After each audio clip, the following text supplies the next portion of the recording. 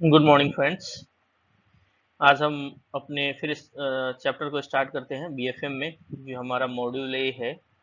Module A में unit 7 इसमें कुछ हम लोगों ने लास्ट चैप्टर में लास्ट इसमें जो है लास्ट वीडियो में कुछ हम लोगों ने इसके टॉपिक कवर किए थे पार्ट 1 के रूप में। आज हम लोग पार्ट 2 के रूप में इसको स्टार्ट करेंगे, ठीक है।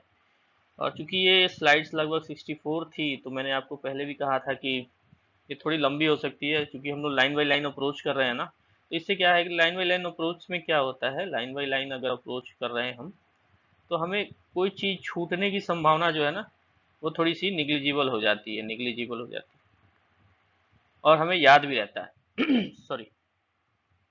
आइए स्टार्ट करते हैं। ये है मेथड ऑफ फंडिंग। हम लोगों ने देखा था इंडियन इन्वेस्टमेंट अब्रोड, ये चैप्टर हम लोग पढ़ रहे थे, इंडियन इन्वेस्टमेंट। इसमें जो टॉपिक में था इंडियन इन्वेस्टमेंट अब्रोड, ठीक है। कोई भी इंडियन जो है अब्रोड में इन्वेस्टमेंट कैसे कर सकता है, तो उसी में ये हम लोग 5th तक कंप्लीट कर लिए थे। अभी 6 जो है हमारा मेथड ऑफ फंडिंग है। अब कहता है Indian can invest abroad by way of one of the following, किसी एक रूप में जो है इन्वेस्ट कर सकता है। सबसे पहला क्या है, balance held in EFC account. अगर ईएफसी अकाउंट में उसने कोई बैलेंस रखा है, तो वो आप इन्वेस्ट कर सकते हैं अब्रोड में।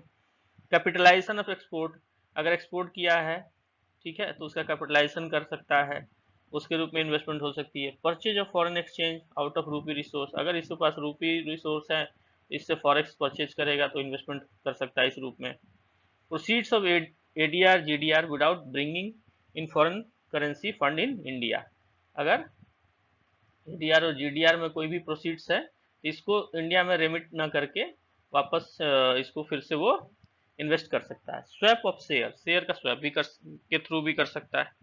तो ये हमारा मेथड ऑफ फंडिंग है जो 5 है। क्या है, पहला है ईएफसी में जो बैलेंस है उसको करे, एक्सपोर्ट का कैपिटलाइजेशन करे, परचेज ऑफ फॉरेन करेंसी कर सकता है रुपी से, एडीआर जीडीआर का जो भी प्रोसीड्स है वो उसको विदाउट रिपेट्रिएट किए हुए इंडिया में जो है बाहर में फिर से री इन्वेस्ट कर सकता है, शेयर का स्वैप कर सकता है। नेक्स्ट हम लोग देखते हैं ऑब्लिगेशन। ऑब्लिगेशंस क्या है, पहला है receive share certificate other document as evidence of investment within 6 month as permitted. उसको जो है ना शेयर सर्टिफिकेट या अदर डॉक्यूमेंट जो है ना एज ए प्रूफ के रूप में जो इन्वेस्टमेंट किया है उसे 6 मंथ के अंदर उसको प्राप्त करना होगा, जो भी इंडियन इन्वेस्टी है। Repatriate dues receivable into India within the 60 days of the following due date, जो भी ड्यूज उसके हो जाते हैं, ड्यू जिस दिन से हो गया उस दिन से 60 डेज के बीच में उसको जो फंड है वो इंडिया में रिपेट्रिएट करने होंगे। Submit APR to RBI within 60 days of expiry of stat period prescribe for finalisation of audited account along with a note of working, CA certificate, FIRC, audit, financial statement, ठीक है। APR देना होगा, ये भी 60 days का tenure दिया हुआ है स्टार्ट पीरियड का। अब कहता है ट्रांसफर बाय सेल, ट्रांसफर कैसे करेगा, by sale. Indian party can sell any share और security held by it in a JV और WS under automatic route provided no write off is involved. Indian party क्या कर सकता है, cell कर सकता है किसी भी शेयर को और सिक्योरिटी को हेल्ड बाय किसी भी ज्वाइंट वेंचर में, ज्वाइंट वेंचर में अगर है तो वो सेल कर सकता है under automatic route provided no write off is involve, ठीक है। फिर उसके बाद कहता है Indian listed company can disinvest even in case such disinvestment result a write off और capital investment up to 10% of their previous export realisation. Previous year का export realisation जितना है उसके 10% के बराबर अगर राइट ऑफ होता है तो कंपनी में डिसइन्वेस्टमेंट भी कर सकता है। Can pledge share with AD for availing credit facility for itself joint venture WS abroad, ठीक है। प्लेज कर सकता है एडी के पास में कोई अगर शेयर है तो। अब कहता है रोल ऑफ एडी क्या होगा इसमें, ऑथराइज्ड डीलर का रोल क्या होगा, ठीक है। कहता है designate oblique select branches at different centre to handle ODI transaction. Designate select branches at different centre to handle the ODI transaction. ODI transaction के लिए क्या है कि ब्रांचेज को डेजिग्नेट करना होगा, पहला। दूसरा है allow investment of to permissible limit on receipt of ODI in triplicate form A two form ही होता है जो भी इन्वेस्टमेंट होता है उसके लिए।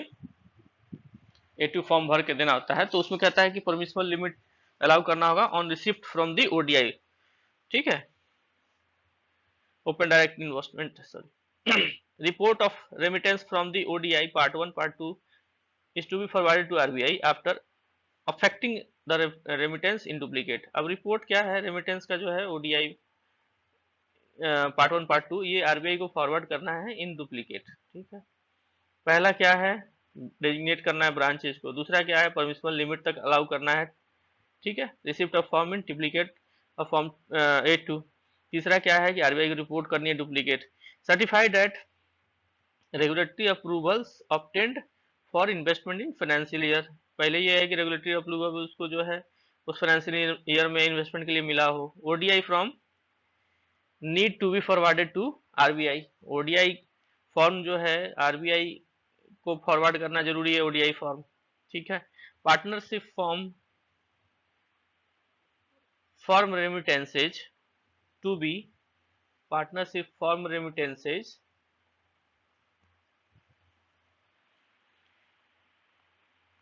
to be forwarded with superscription remittance by partnership firm in form ODI। partnership firm remittances to be forwarded with superscription remittance by partnership firm, ठीक है, ये समझाने की जरूरत नहीं है। In case of investment by more than one Indian party form ODI to be sign jointly by all. Jointly by all होगी, अगर वन से मोर, अगर वन एंड मोर पार्टी है तो साइन बाय ऑल होगा। Maintain party wise record in respect of each JW और WS separately, ठीक है। AD में allow remittance to or loan to JW और WS oblique issue guarantee to JV और WS, ठीक है। AD क्या है, अलाउ करेगा रेमिटेंस किसके लिए, लोन रिपेमेंट के लिए या गारंटी इशू करने के लिए जॉइंट वेंचर्स को। Indian party to submit detail of capitalisation of export. Capitalisation of export जो हमने कहा था ना, रेमिटेंस इन्वेस्टमेंट कर सकता है कैपिटलाइजेशन ऑफ एक्सपोर्ट बिल्स का, तो इसको क्या कहता है, इसको डिटेल सबमिट करना होगा इंडियन पार्टी को कैपिटलाइजेशन ऑफ एक्सपोर्ट का। Capitalisation of export, consultancy fees in form of ODA to be designated AD. Capitalisation to be record while computing cap 100%। Capitalisation जो है इसको 100% कैप लेकर कंप्यूट करना होगा। Custom certified copy of invoice to be obtained and to be forwarded to RBI within 15 days of effecting shipment of goods. 15 दिन के अंदर में क्या है, आरबीआई को कस्टम को कॉपी भेज देना है, custom copy. Capitalisation of export proceeds और इंटाइटलमेंट विच आर ओवरड्यू, जो ओवरड्यू बिल है उसका कैपिटलाइजेशन करना है। Require prior approval of RBI, RBI से प्रायर अप्रूवल की जरूरत होगी। From which Indian party has to application from the ODI to RBI, RBI को एप्लीकेशन देना होगा किसके लिए, कैपिटलाइजेशन ऑफ एक्सपोर्ट प्रोसीड्स के लिए, ठीक है, अगर वो ओवरड्यू है तो। अब कहता है आइडेंटिफिकेशन नंबर क्या है। RBI on receipt of ODI form from AD allot for each JW JV और WS unique identification number. RBI क्या करेगा, ओडीआई फॉर्म जो मिलेगा एडी से उसके बेसिस पर यूनिक आइडेंटिफिकेशन नंबर इशू करेगा। To be quoted in all future correspondence by AD and Indian party. Additional investment in an existing overseas concern to be followed only after RBI has allotted number।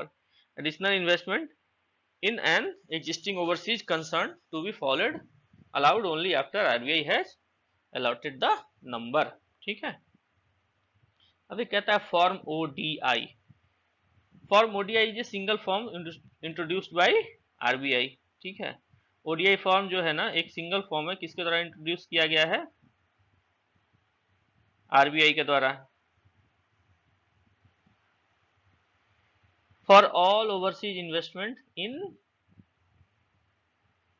In JV और WS by Indian entity, किसी भी Indian entity के द्वारा जो overseas investment किए गए हैं as a joint venture के रूप में, तो उसका जो है ना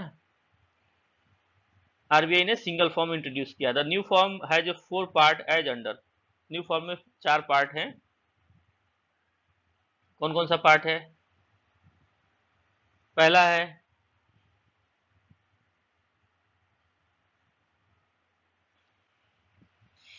contains detail of Indian party, details of investment in a new project, detail of investment in existing project, funding of JV और WS, ज्वाइंट वेंचर और क्या होता है, Holi owned subsidiary. Joint venture और इसको क्या बोलते हैं, बार बार मैं JV बोल रहा हूँ तो इसका मतलब हो गया ज्वाइंट वेंचर, ज्वाइंट वेंचर, ठीक है।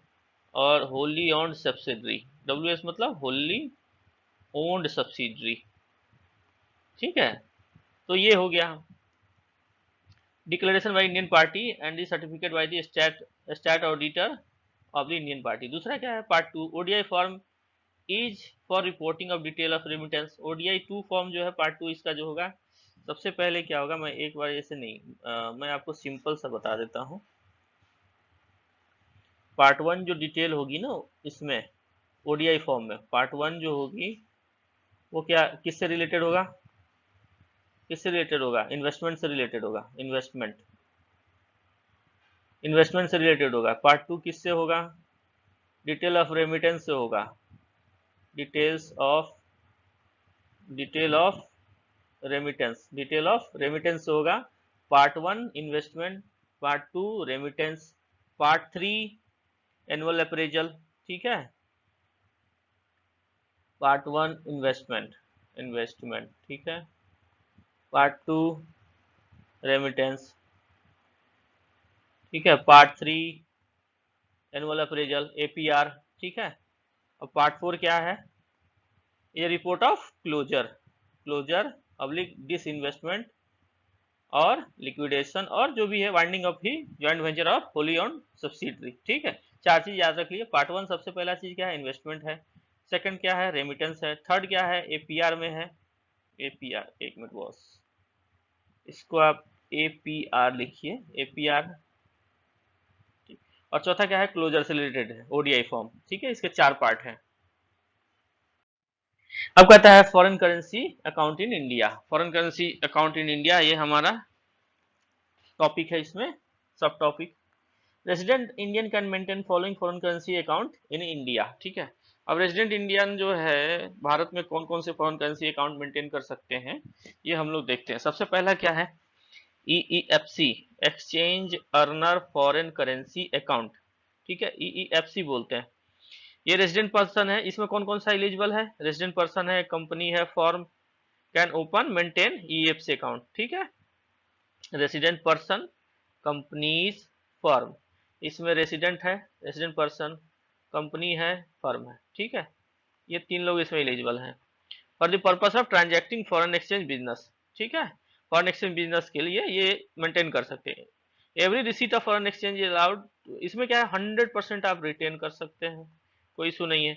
दिस अकाउंट ये क्या है, ये करंट अकाउंट है, इसमें क्या है, नॉन इंटरेस्ट है, ठीक है। देयर इज नो, इसमें कोई विड्रॉल पर रेस्ट्रिक्शन नहीं है, रेस्ट्रिक्शन नो ऑन विड्रॉल, पूरा आप विड्रॉ कर सकते हैं, ठीक है। Including payment of import goods, मतलब आप फ्रीली कर सकते हैं इसमें। EFC अकाउंट के ये 5 इसके मूल ये हैं, जो डिटेल्स है वो है। इसमें कौन खोल सकता है, रेसिडेंट पर्सन खोल सकता है, कंपनी खोल सकती है, फर्म खोल सकती है। इसमें क्या कर सकता है, 100% अमाउंट रख सकता है जो भी इसके फॉरेन एक्सचेंज है। इसका क्या है, नेचर क्या है, करंट अकाउंट है। इसमें क्या है, नो इंटरेस्ट बियरिंग है। पांचवा क्या है, ठीक है, पांचवा क्या है, इसमें विड्रॉल के लिए कोई रिस्ट्रिक्शन नहीं है, इसको याद रखिएगा, EFC अकाउंट। फिर सेकंड आता है हमारा रेसिडेंट फॉरेन करेंसी अकाउंट, ठीक है। रेसिडेंट फॉरेन करेंसी अकाउंट हमारा RFC जो अकाउंट है हमारा, इसमें क्या नेचर है, RFC जो हमारा अकाउंट है इसको बोलते हैं हम resident foreign currency account, RFC। तो इसमें क्या है, रिटर्निंग इंडियन, कोई भी जो इंडिया में रिटर्न हो रहा है, रिटर्निंग इंडियन, ठीक है, जो इंडिया में रिटर्न हो रहा है, who were non resident earlier and are now return to India for permanent settlement. अब परमानेंट सेटलमेंट के लिए आ रहा है, PS के लिए आ रहा है, are permitted to open foreign currency account with NEAD and keep their foreign exchange asset held outside India. अब इसमें क्या करेगा, जो एसेट इसके आउटसाइड इंडिया में थे वो इसमें सारा चीज इसमें क्रिएट कर देगा, ठीक है। और any other monetary benefit from the employer outside the India. The account holder can credit foreign exchange received outside India as a gift और inheritance from the person resident outside India also. इसमें और भी क्या डाल सकता है, इसमें gift भी डाल सकता है, और कोई इनहेरिटेंस प्रॉपर्टी थी उसने सेल आउट किया होगा तो वो भी इसमें डाल सकता है आरएफसी अकाउंट में। अब इसके बाद एक और आता है RFCD. RFCD, D for domestic, resident foreign currency domestic, ठीक है ना।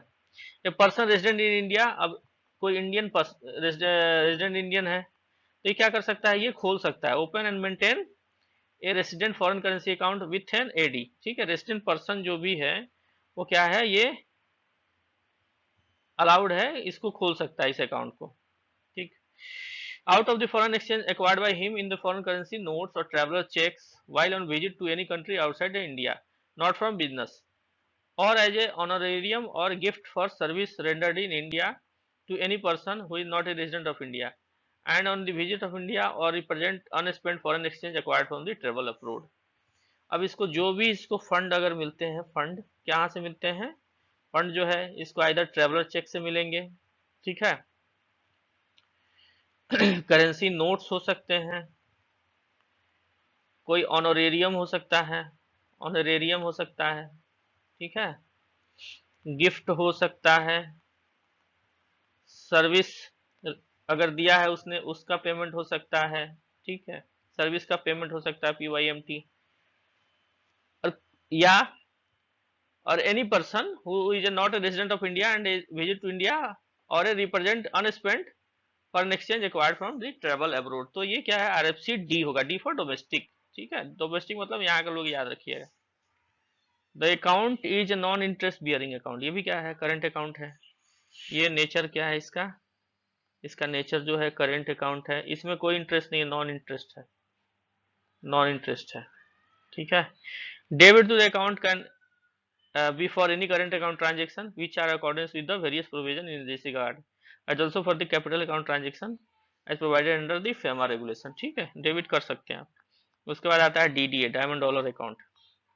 डायमंड डॉलर अकाउंट कौन खोल सकता है, डायमंड डॉलर अकाउंट कौन खोल सकता है, this facilities opening by diamond, ये कौन खोल सकता है, diamond dollar account, DDA, diamond dollar account, ये कौन खोलेगा, exporter of diamond, exporter of diamond, ठीक है। किस लिए, इंपोर्ट ऑफ रॉ फॉर्म, कोई भी अपना raw material from abroad, India imports rough diamonds and export polished diamond to various country in the world, ठीक है। मतलब ये किस लिए खोलेगा, डायमंड डायमंड एक्सपोर्टर के लिए होता है, एक्सपोर्ट के लिए, the export is imported in raw form, ठीक है, तो उसके लिए खोल सकता है। ऐसा since the diamond export usually need to remit a large part of their realisation of export proceeds for payment of import bills, they can park their foreign currency fund in this diamond dollar account and remit fund to retire their import bill without incurring any exchange risk। इसमें क्या है, diamond dollar account में जो है ना सारे payments जो हैं, जो एक्सपोर्टर होते हैं डायमंड के, वो इसमें पार्क करके रखते हैं। इससे क्या है कि जितना भी इंपोर्ट हुआ ना, इन्होंने जो इंपोर्ट किया वो सारे इंपोर्ट का रियलाइजेशन जो है इसी से करते हैं, DDA। इसमें क्या है, फॉर इंपोर्ट पेमेंट रख देते हैं, इसमें पेमेंट सारा चीज इसमें रख देते हैं ताकि जब इसका जो है रियलाइजेशन करें तो इनको एक्सचेंज रिस्क ना हो, एक्सचेंज रिस्क ना हो।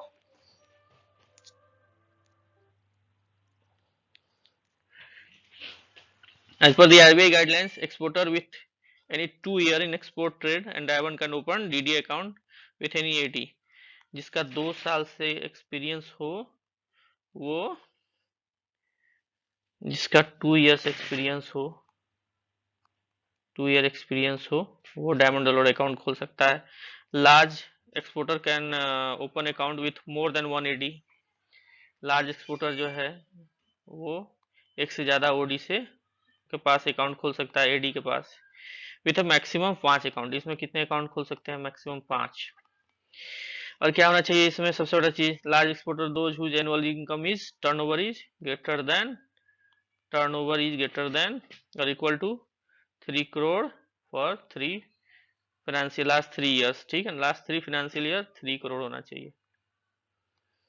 Authorised dealer can credit 100% of export realisation in DDA account. अब कहता है check your progress.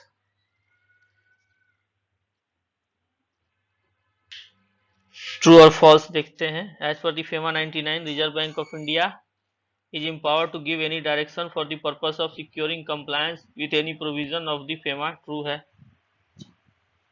RBI has no power to take any penal action for the non-submission of statement। RBI के पास तो सारे पावर हैं, इसमें सोचना ही नहीं है। फॉल्स है ये। Drawal of foreign exchange for travel to Nepal is similar to the drawal of visit to UK। No, false है ये। For private visit foreign exchange of 2.5 lakh correct है। There is no restriction for drawal of exchange for medical treatment. ये भी क्या है इसमें भी? Even no estimate is produced. नहीं, फॉल्स है ये। Remittance to art purchase of lottery नहीं कर सकते हैं, ये नहीं कर सकते हैं, ठीक है। Interest can be paid on balances held in EFC account. True है। अब देखिए यहाँ पे क्या है, fill in the blanks। RBI has a responsibility for maintaining external value of rupees and thus can issue instruction of subject of exchange control from time to time। ठीक है। Payment in rupees for purchase of foreign currency may be done in cash if rupee is equivalent not more than 50। हाँ, ये 50,000 तक का है ना, 50,000 से तक के जो है आप इसको कैश में कर सकते हैं। फॉर बिजनेस विजिट आप 2.5 लाख USD ले लीजिए। Subscription to a magazine except banned magazine आप कर सकते हैं ना, बैंड मैगजीन के अलावा। RFC fix deposit account are interest bearing current account, ठीक है। RSPD account can be open by resident Indian. RSPD था ना, डी फॉर डोमेस्टिक, ठीक। अब कहता है रोल ऑफ, अब नेक्स्ट जो है role of FEDAI and FEDAI rules. FEDAI rules क्या है और फेडाई का क्या रोल है और फेडाई के क्या रूल्स है। फेडाई क्या है? सबसे पहला चीज व्हाट इज फेडाई कौन है? तो फेडाई कहता है foreign Exchange Dealer Association of India is a self regulatory organisation, was form in 1958। FEDAI जो है, फेडाई ये 1958 में इसकी क्या हुआ, स्थापना हुई थी, ठीक है। वाज फॉर्म्ड किसका? With the approval of RBI to take over the certain function then undertaking by exchange bank association foreign banks operating at Mumbai, Kolkata, Chennai, Delhi and Amritsar. It was set up as an association of bank, ये association of bank ही है, ठीक है, association of bank, ठीक।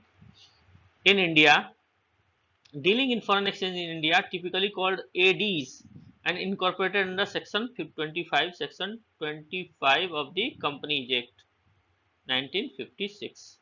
क्या कहता है? It was set up as an association of bank dealing in foreign exchange in India, ठीक है, and incorporated under section 25 of the Companies Act। section 25 of the Company Act के अनुसार इसका setup हुआ था। Its major activity include framing of rules governing the conduct and interbank foreign exchange business among banks vis-a-vis public and liaison with the RBI for reform and development of forex market। इसका क्या है? Reform करना है and development of forex markets के लिए RBI से liaison बनाना है, ठीक है। Presently some of the FEDAI functions क्या है? आज के डेट में फेडाई के जो मेन फंक्शंस है वो क्या है? सबसे पहला फंक्शंस है गाइडलाइंस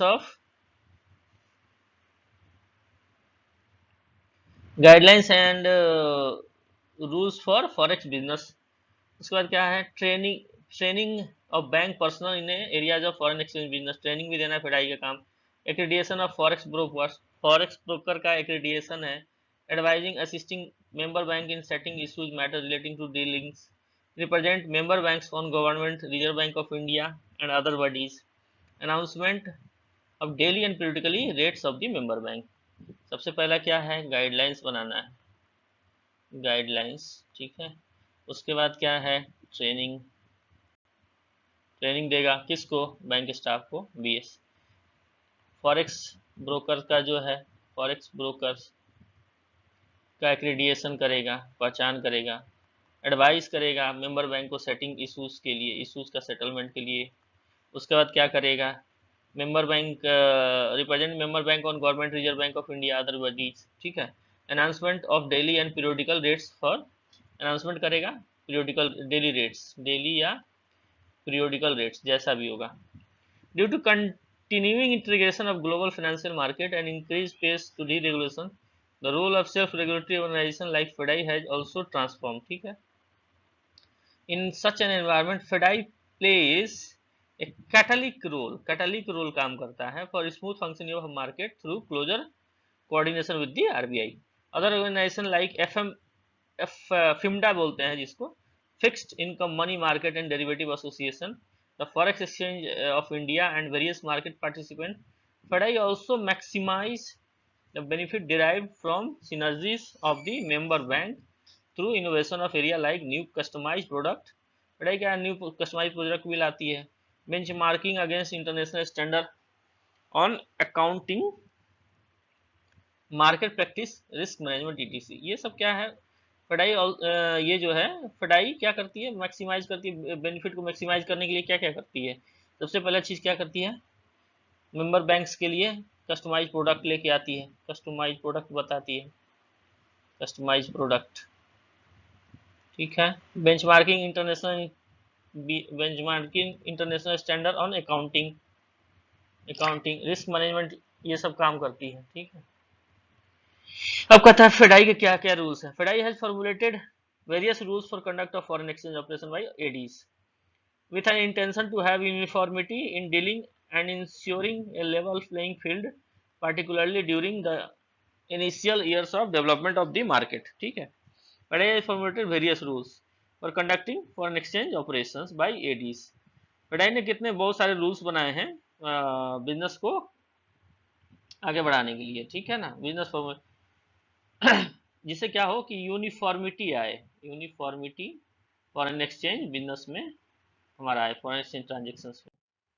अब कहता है some of the rules have since been deleted keeping in view the liberalisation of the economy and also in order to infuse competitiveness amongst bank which ultimately benefit the exporter importer customer। अब ये आइए सबसे बड़ा चीज है कि FEDAI का rules जो है ना सबसे लेटेस्ट एडिशन का, यही देख लेते हैं। The FEDAI rules 9th edition updated up to 30/11/2016, ये हमारे पास अप्लीकेबल है। फेडाई की जो सबसे लेटेस्ट रूल है ना 30/11/2016 की, अप टू 30/11/2016, ये क्या है, सब एडीज पे लागू है। जनरल गाइडलाइंस क्या है, the directive issued by RBI in respect of the interest rate and export and import finance shall be adhered to by the authorised dealer. ये तो सिंपल सी बात है, जब सारी जो है ना जो भी उसकी पॉलिसीज आरबीआई की तो माननी पड़ेगी। The member bank are totally free to determine their own charge for various types of forex transactions, keeping in view of the advice of RBI। ये क्या है, इसमें मेंबर बैंक फ्री है अपना चार्ज लगाने के लिए, ठीक है। डायरेक्टिव्स को जो है ना उन्हें मानना पड़ेगा, किसकी, आरबीआई की, फ्री है ये अपनी चार्ज लगाने के लिए, ठीक। With a view to simplifying and liberalizing import, authorized dealers are permitted to open a standby letter of credit on behalf of their importer constituent for importing goods into India, permissible under the foreign trade policy। RBI in terms of the AD circular 84 number 2000 3 March 2000 permitted ADs to open standby letter. अच्छा, इसमें क्या है, ADs को standby letter of credit खोलने के लिए permission दिया गया है, गाइडलाइंस दिया गया है।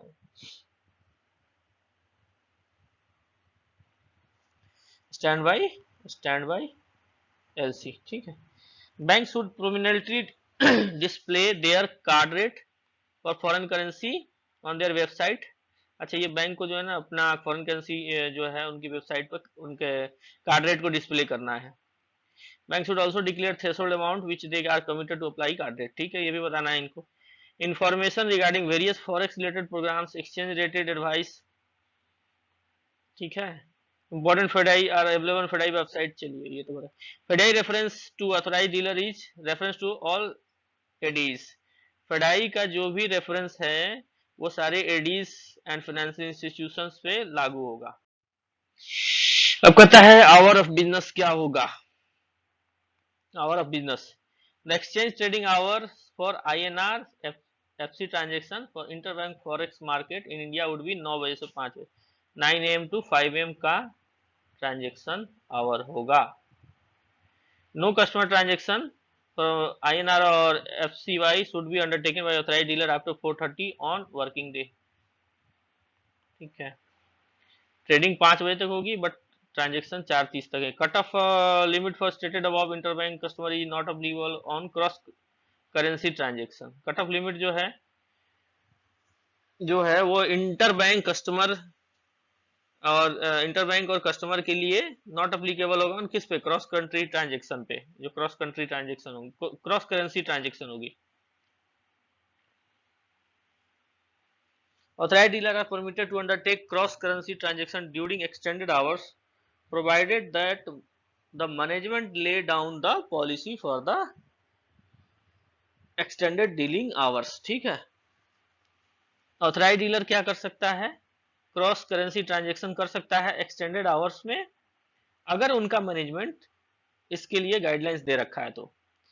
तीसरा कहता है for purpose of foreign exchange business Saturday will not be treated as working day. Saturday को वर्किंग डे नहीं होता है। Non holiday is which is one which known as at least 3 working days before the date। Non holiday किसको माना जाएगा, जो 3 days before जो है ना, अगर हम उसको बता देते हैं तो। The holiday that is not a non holiday is defined in suddenly declared holiday. अगर कोई सडनली डिक्लेयर्ड हो गया तो हम उसको नॉन हॉलीडे नहीं मानेंगे। सपोज डेज 1 2 3 4 आर और working days, if 4 is declared a holiday on or after day 1 it will be suddenly declared holiday। if 4 is declared as a holiday prior to 1 would be non holiday। ठीक है, non holiday क्या है, non holiday क्या होगा, before. ठीक है, ये 3 days पहले बताना होगा। अगर आपने सडनली डिक्लेयर कर दिया तो वो क्या हो गया, नॉन हॉलीडे नहीं माना जाएगा। अब कहता है एक्सपोर्ट ट्रांजेक्शन, रूल 2 क्या है एक्सपोर्ट ट्रांजेक्शन के लिए।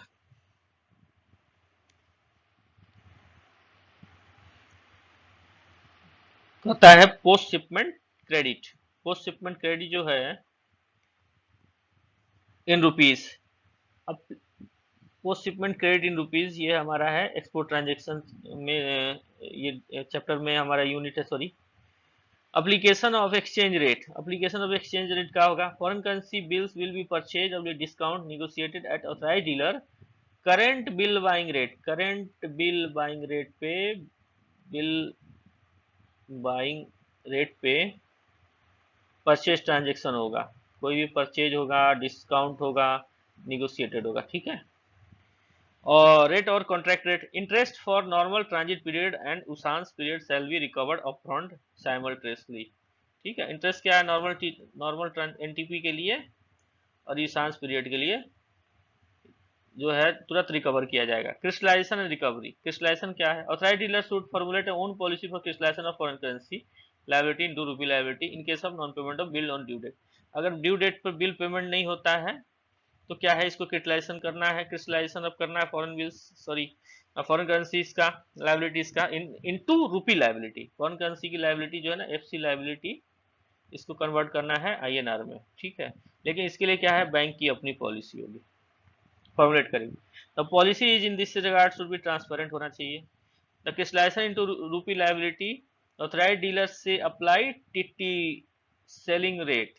क्रिस्टलाइजेशन जो होगा वो क्या होगा, अपोजिट रेट पे होता है हमेशा। टीटी बाइंग अगर पहले किया है तो टीटी सेलिंग पे होगा, टीटी सेलिंग अगर है टीटी बाइंग पे होगा, बिल सेलिंग है तो बिल बाइंग पे होगा।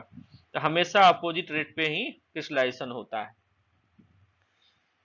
तो इसमें क्या होगा, टीटी सेलिंग रेट होगा। ठीक है,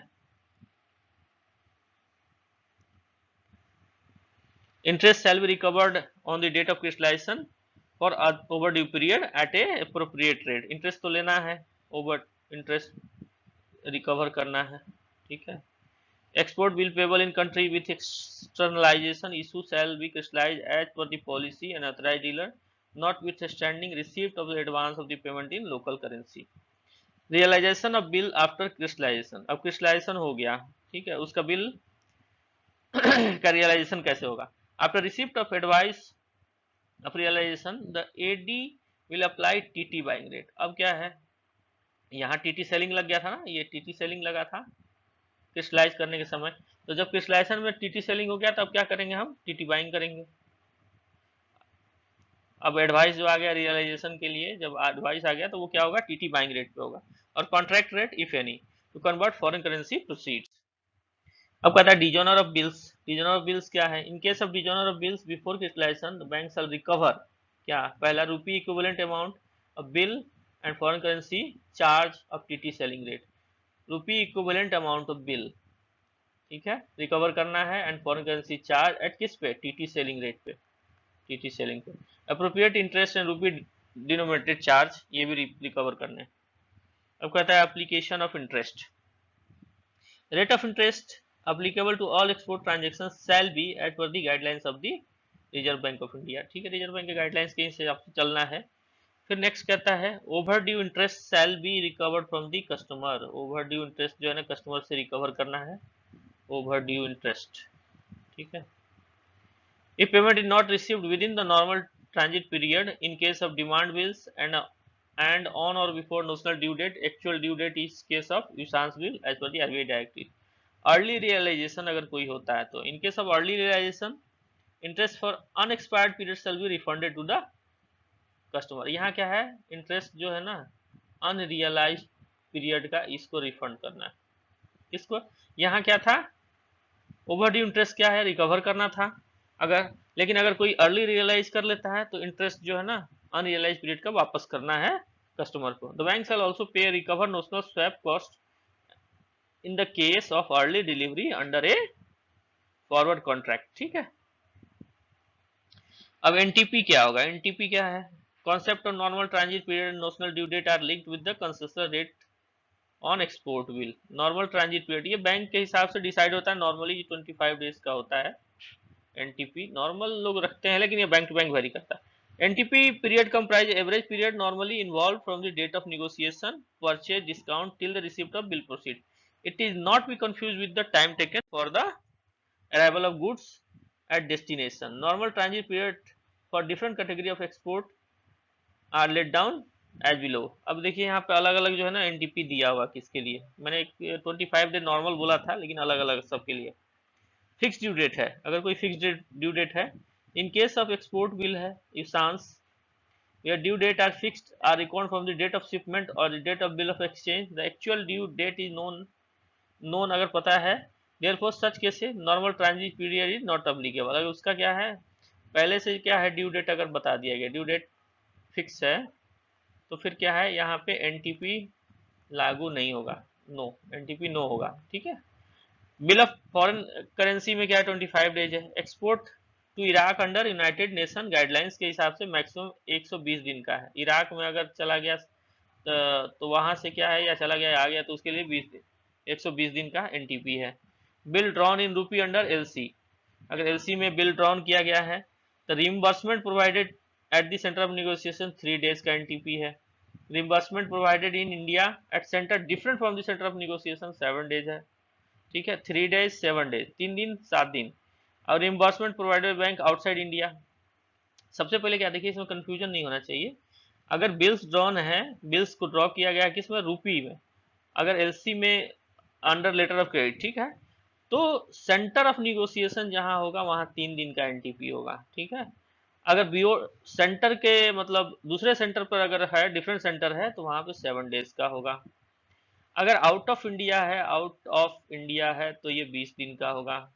ठीक है, अगर एक्सपोर्ट रसिया का है, where reimbursement is provided by RBI, तो यहाँ भी 20 डेज है। ठीक है, बिल्स इन रूपी नॉट कवर्ड अंडर एलसी 20 दिन है। अगर एलसी के अंदर कवर्ड नहीं है बिल्स तो भी 20 दिन है। टीटी रिइंबर्समेंट अंडर, अब ये आता है नेक्स्ट जो है TT reimbursement under LC, where LC provide reimbursement by electronic means. Electronic means से क्या है, टीटी रिइंबर्समेंट अंडर एलसी। ठीक है, एलसी का जो है इसमें 5 डेज का एनटीपी है। इसको याद आप कर लिए फ्रेंड्स, ये वाला याद कर लीजिए, इसमें 4 है। ठीक है ना, एक बार मैं फिर से आपको थोड़ा सा फ्रेश करके फिर से लिख देता हूं मैं आपको।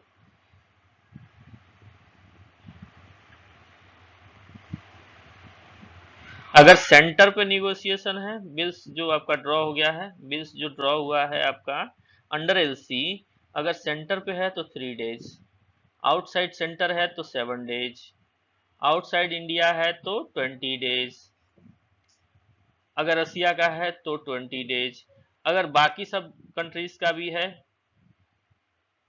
बिल्स इन रूपी नॉट अंडर एलसी तो भी 20 डेज। ठीक है।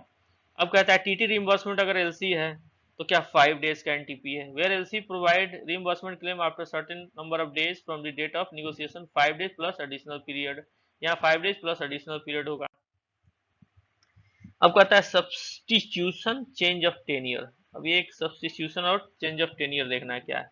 In case of change of usance, in case in change in the change in the usance bill, sorry, in case of change in the usance of a bill, interest on post shipment credit shall be charged to the customer। ठीक है। अगर यूसांस bill में change आता है तो interest क्या है post shipment के ऊपर चार्ज करना है कस्टमर से as per the RBI guidelines. In addition to the bank shell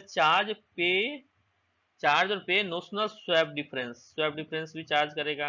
interest on outlay or inflow of the fund for such swap shall also be recovered paid as the rule 6.6 of para 6.6। ठीक है। It is optional for the bank to accept delivery of bills under contract made for the purchase of a clean TT। In such cases the bank shall recover pay notional swap difference for substitution. कहता है कि क्या है, अगर कोई भी date जो है ना, जैसे अगर हमारा यूसांस बिल में यूसांस है, यूसांस बिल में अगर कोई भी चेंजेज होता है डेट में, ठीक है, तो हमें इंटरेस्ट उससे वसूलना है, इंटरेस्ट जो है ना हमें उससे चार्ज करना है। ठीक है। या उससे क्या करना है, या नोशनल स्वैप डिफरेंस उसको पे करना है, या इसमें रिकवर करना है, बस इतना ही समझिए। सारी जगह वही रिकवरी वाला ऑप्शन है। अगर कोई भी चेंज हो गया यूसांस बिल में तो रिकवर कर लीजिए, जो भी इंटरेस्ट है आपका चार्ज है, जो भी चीज आता है सब आप रिकवर कर लीजिए। अब कहता है export bill send for collection, कोई भी एक्सपोर्ट बिल कलेक्शन के लिए गया है तो क्या होगा। Application of exchange rate, the conversion of foreign currency proceeds of the export bill send for collection of a goods sent on consignment basis shall be done at prevailing TT buying rate. TT buying rate के ऊपर exchange rate होगा। Or the forward contract rate as the case में be the conversion to the rupee equivalent shall be made only after the foreign currency amount is credited to the nostro account in the bank. ठीक है। On receipt of the credit advance statement nostro account and compliance of the guidelines requirement of the bank, FEMA and bank shall transfer fund to credit exporter account within 2 days working. यहाँ पे 2 working days के अंदर में क्या है, bank को transfer करना होगा। 2 वर्किंग डेज के अंदर में बैंक को क्रेडिट एडवाइस जैसे मिला तो FEMA the bank shall transfer fund, fund क्या ट्रांसफर करना होगा, फंड एक्सपोर्टर के नोस्ट्रो अकाउंट में। ठीक है। Within 2 working days.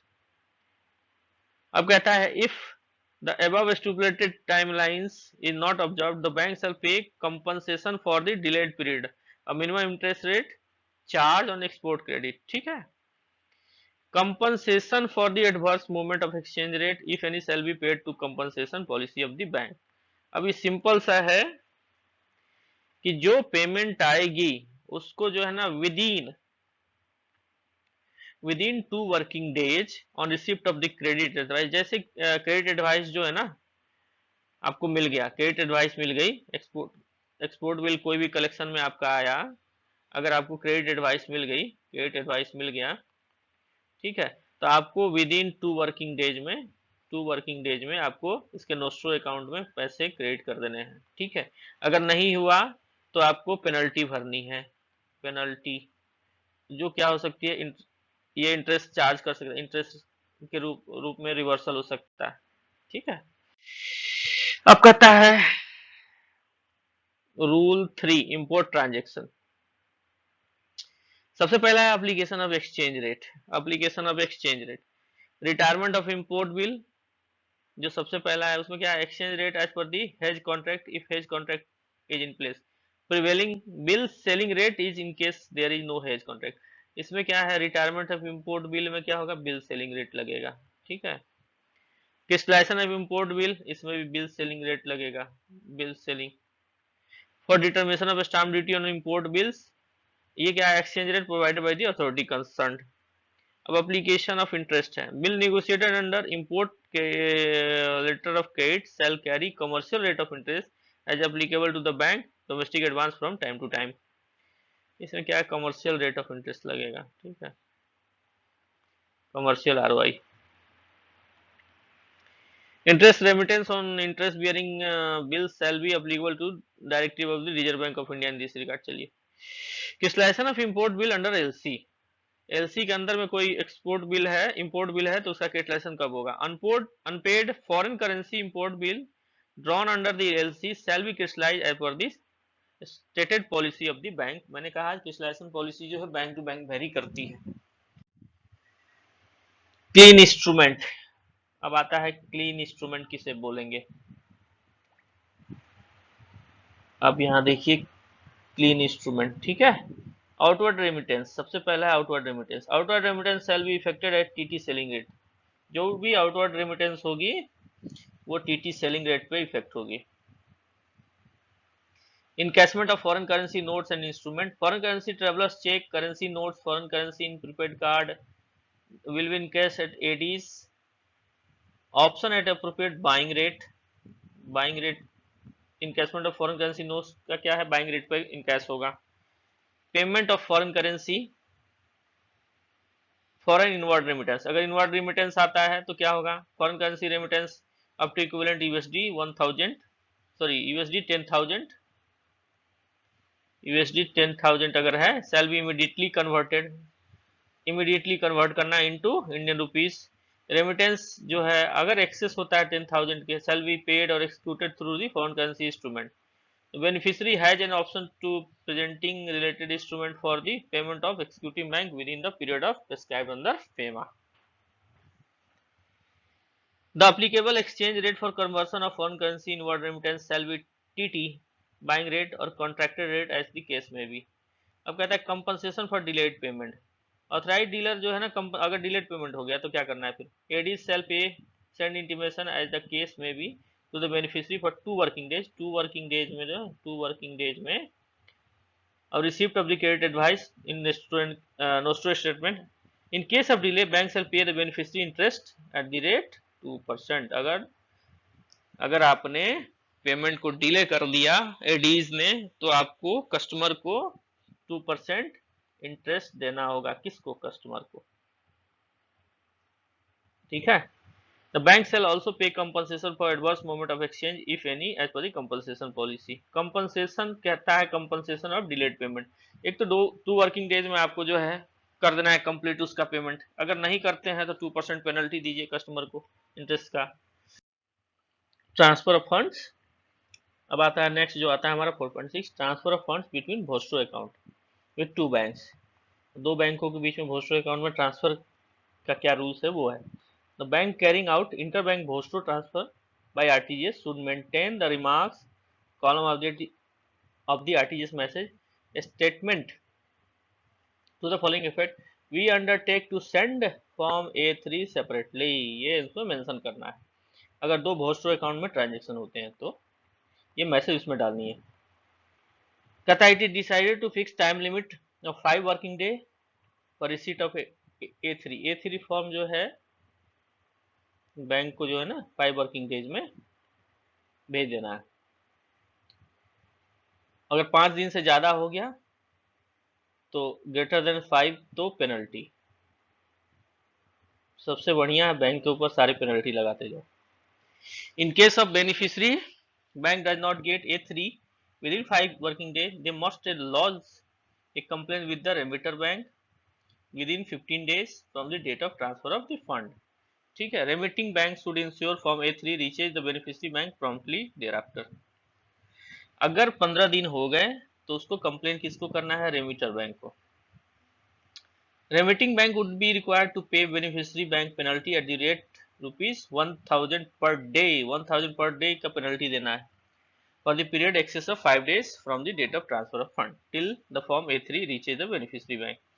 A3 form जो है ना बेनिफिशियरी बैंक को जब तक नहीं पहुंचा तो beyond 5 days, beyond 5 days, 5 days तक तो आप फ्री हैं, 5 डेज फ्री हैं, ठीक है, 5 डेज आज फ्री है। 5 डेज के बाद आपको जो है 1000 रुपीज पर डे देना है, जब तक कि आपका A3 फॉर्म जो है ना बेनिफिशियरी को नहीं मिल जाता। The beneficiary bank loss the claim after 15 days from the date of transfer of fund. The amount will be cap 10,000। लेकिन ये ऐसा नहीं है कि हमेशा जो है ना लगातार चलता रहेगा, ये 10,000 से ज्यादा भी नहीं देना है। In case of any dispute between the bank the matter में बी रेफर टू फेडाई। अगर कोई डिस्प्यूट होता है तो फेडाई को मैटर रेफर करना है। Give directions. चलिए अब कहता है कॉन्ट्रैक्ट अमाउंट। कॉन्ट्रैक्ट अमाउंट क्या होगा? Exchange contract shall B for different amount of a period. When a bill contract mention more than one rate or bill different derivatives, the contract must state the amount and delivery against each rate। ठीक है। Option period of a delivery unless the date of delivery fix unless the date of delivery unless the date of delivery is fixed, the indicated the contract option period may be specified at the description of customer subject to condition that the option period delivery shall not be extended beyond 1 month। ठीक है। अब कहता है अगर date of delivery fix नहीं है and indicated in contract, option period क्या है? ऑप्शन पीरियड में भी specified at the description of the customer. Customer के डिस्क्रिप्शन पे बताया जाएगा, लेकिन वो क्या होगा? 1 मंथ से ज्यादा नहीं होगा। 1 month. If the fixed date of delivery or the last date of delivery option is known holiday, the last date of delivery shall be preceding working day। अब अगर कोई हॉलीडे आ गया, हॉलीडे आ गई, ठीक है, तो डिलीवरी का पीरियड जो होगा प्रीवियस डे होगा, पीडी होगा। In case of suddenly declared holiday the contract shall be deliver on next working day. अगर सडनली वर्किंग डे जो है ना वो हॉलीडे में डिक्लेयर हो गया, तो नेक्स्ट वर्किंग डेज हमारा क्या होगा? डिलीवरी का डेट होगा। Contract permitting option for delivery must state the first and last date of delivery, उसमें होना चाहिए। For example 18th to 17th, 31st to 29th, मतलब आपको स्टार्टिंग और एंड भी उसमें लिखा होना चाहिए। रेडी और कैश क्या है? डिलीवरी होगी सेम डेट पे। वैल्यू नेक्स्ट डे और term contract shall be deliver on working day immediately succeeding on contract date. ठीक। The spot contract shall be deliverable on the second working day following the contract date। ठीक है। A forward contract is a contract deliverable at future date beyond spot date। Forward क्या है? Beyond spot, spot के बाद जो भी date होगी वो फॉरवर्ड डेट होगी। अब कहता है नेक्स्ट जो है प्लेस ऑफ डिलीवरी क्या होगा? All contract shall be understood to read the delivered और paid for the bank at the named place. Date of delivery क्या होगी? डेट ऑफ डिलीवरी कहता है डेट ऑफ डिलीवरी जो है, date of delivery under forward contract, date of delivery under forward contract क्या होगा? In case of bill discount negotiated purchase और discount, the date of negotiation purchase discount and payment rupee to the customer is called date of delivery. However, in case of document are submitted earlier to or later than the original date of delivery, the date of submission of document for a different usance, the bank may treat as a proper delivery provided no change in expected date of realization of the foreign currency। अगर पहले भी submit कर देता है तो उसको उसी date को डेट ऑफ डिलीवरी मानना पड़ेगा। No early realisation of late delivery charges shall be recovered in cases. कोई भी चार्ज नहीं चार्ज अगर करेंगे अर्ली रियलाइजेशन के केस में। In case of export bill document sent for collection date of the payment of rupees to the customer and realization of the bill। In case of the retirement import bill, the date of retirement cancellation of liability whichever is earlier, इसको बोलते हैं, जैसे क्या है retirement of export bill है तो उसको date of retirement जो होगा उसे ही हम डिलीवरी डेट ऑफ डिलीवरी बोलेंगे। डेट ऑफ डिलीवरी, ये सारा डेट ऑफ डिलीवरी के बारे में हमने पढ़ा है। अब कहता है ऑप्शन ऑफ डिलीवरी क्या होगा? All forward merchant contract the merchant whether the buyer और seller will have the option of delivery. अब कहता है option of usance, merchant purchase contract should state the tenor of bills document acceptance of delivery of the bills document drawn on the different tenor will be at the description of the bank। merchant quotation, the exchange rate shall be quoted direct terms so many rupees and पैसे for a unit, 1 unit और 100 unit of foreign currency। merchant quotation क्या होता है? जैसे क्या है 1 USD, यही तो बोलते हैं हमारा। अगर 1 USD जो है डायरेक्ट रेट तो यही हो गया ना, जिसमें हमारा क्या है, हमारी करेंसी वेरिएबल होती है, फॉरेन करेंसी स्टेबल होती है, तो डायरेक्ट रेट होता है।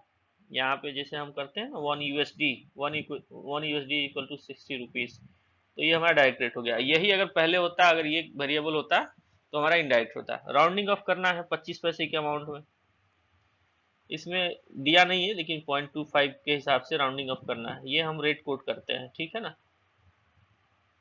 ये रेट कोड करते हैं दशमलव के 4 अंक के बाद। तो ये जो है ना हमेशा राउंड ऑफ होना चाहिए 25 के मल्टीपल में।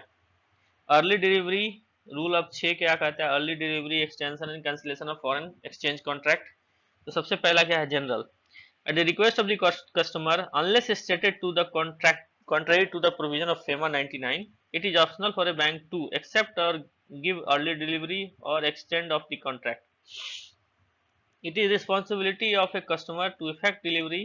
A request of the bank for extension, cancellation as the case may be on or date on or before of the maturity date of contract. ये कस्टमर की रिस्पॉन्सिबिलिटी है कि अगर उसको डेट एक्सटेंड करना है तो बिफोर मैच्योरिटी जो है ना बैंक से एक्सटेंशन के लिए डिमांड कर सकता है। एक्सटेंशन के लिए कस्टमर लाइबिलिटी है, कस्टमर की रिस्पॉन्सिबिलिटी है। अर्ली डिलीवरी, सब अर्ली डिलीवरी कहने का मतलब, इफ बैंक एक्सेप्ट और give early delivery the bank shall recover pay swap difference if any interest on outlay inflow of fund और such swap shall also be recovered as per the rule. Simple सा है, जो भी variation होगा delivery date में उसके ऊपर interest recover करना है, स्वैप स्वैप डिफरेंस रिकवर करना है, ठीक है ना। अब कहता है एक्सटेंशन। एक्सटेंशन क्या है, foreign exchange contract where extension is sought by the customer. अगर कस्टमर ने एक्सटेंशन मांगा है, shall be cancelled at appropriate selling और बाइंग रेट। मैंने कहा कि जो भी कॉन्ट्रैक्ट में अगर एक्सटेंशन हो गया ना, अगर उसने बाई रेट पे परचेज किया है तो सेल पे कैंसिल होगा। अगर सेल पे उसने एग्रीमेंट किया है, कॉन्ट्रैक्ट किया है, तो ये बाई पे कैंसिल होगा, ठीक है। अपोजिट रेट पे हमेशा कैंसिल होता है। बाकी जो उसकी प्रक्रिया है वो करेंगे। अब कैंसिलेशन जो है, recovery payment of loss gain in case of cancellation of contract at the request of customer, if request is made on और before maturity date, the AD shall recover or pay as the case may be the difference between the contracted rate and the rate at which the cancellation is effected, ठीक है। अगर customer के request पर contract को cancel किया जाता है तो बैंक को क्या करना है, बैंक क्या करेगा, रिकवर करेगा और पे करेगा डिफरेंस, कॉन्ट्रैक्ट का डिफरेंस, ठीक है। तो process of recovery of exchange difference और cancellation of forward contract on the before of maturity date will be follows. क्या कहता है, the recovery can be either lump sum, recovery either lump sum होगी या instalment में होगी। Repayment period should not be on the maturity date of contract. The repayment instalment should be uniformly received over the remaining maturity of contract quarter. The bank should have a board approved policy to deal then with the recovered with deal with recovery and payment of exchange difference and other charges on and above line the detail. मतलब bank की policy होनी चाहिए उसके ऊपर कि क्या हमको recover करना है, रिकवरी के रिलेटेड, ठीक है। Rate at which cancellation to be effected, मैंने आपको पहले ही कह दिया, मैंने आपको पहले भी बताया, purchase contract shall be cancel at TT selling rate. Opposite rate पे ही कैंसिल होगा हमेशा, कोई भी परचेज होगा तो अपोजिट टीटी सेलिंग रेट लगेगा, ठीक है। सेल होगा तो अपोजिट टीटी बाइंग रेट लगेगा। यदि कॉन्ट्रैक्ट कैंसिल्ड बिफोर मैच्योरिटी, अगर मैच्योरिटी डेट से पहले हो गया तो appropriate forward TT rate shall be लगेगा। ये हमेशा अपोजिट रेट, हमेशा याद रखिए अपोजिट रेट पे कैंसिल होता है कोई भी कॉन्ट्रैक्ट, ठीक है। अब कहता है not with standing the fact of exchange contract between customer and bank become impossible performance.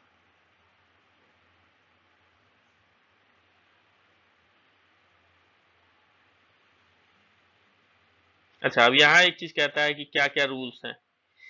ये देखिए चौथा में क्या बोलता है, in absence of any instruction from the customer wide para 6.1, ठीक है, a contract which has matured shell be cancelled by bank on third working day. अगर कोई कॉन्ट्रैक्ट जो है ना मैच्योर हो गया, कॉन्ट्रैक्ट जो है मैच्योर हो गया, तो इसको 3rd वर्किंग डेज में कैंसिल कर देना है। स्वैप कॉस्ट रिकवर कर लेना है, रिकवरी कर लेना है।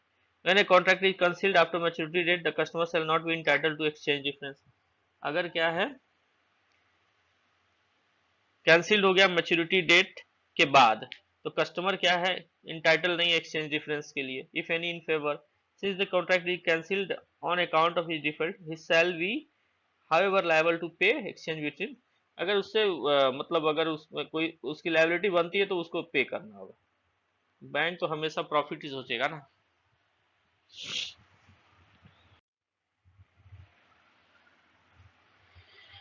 Swap cost gain. फ्रेंड्स, आज इसको यहीं पर कंप्लीट करें। 1 घंटे की स्लाइड ये भी हो गई है, 1 घंटे का। चलिए इसको पार्ट 2 कर देते हैं। नेक्स्ट जो हम इसको पार्ट 3 के रूप में फाइनल कर देंगे। ठीक है, पार्ट 3 के रूप में फाइनल कर देंगे। फिलहाल हमने अभी इसको पार्ट 2 के रूप में कंप्लीट किया है।